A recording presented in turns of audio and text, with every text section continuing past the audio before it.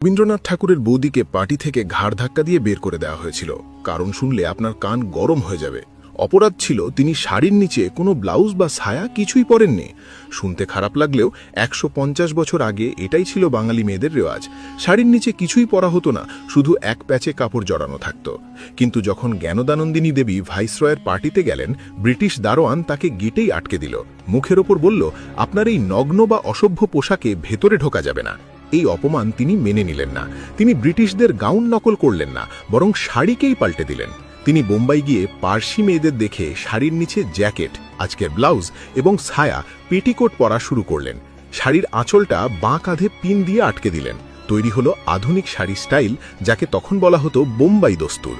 তিনি কলকাতায় ফিরে খবরের কাগজে বিজ্ঞাপন দিয়ে মেয়েদের এই নতুন স্টাইল শেখালেন। ব্রিটিশরা যাকে অসভ্য বলেছিল, আজ সেই স্টাইলই ভারতীয় নারীর আভিজাত্য। জ্ঞানদানন্দিনী দেবী না থাকলে আজ হয়তো শাড়ি পরাই হতো না। আচ্ছা, বাঙালি মেয়েদের কোন পোশাকে সবথেকে ভালো মানায়? এক শাড়ি নাকি দুই সালোয়ার? কমেন্টে শুধু ১ বা ২ লিখুন।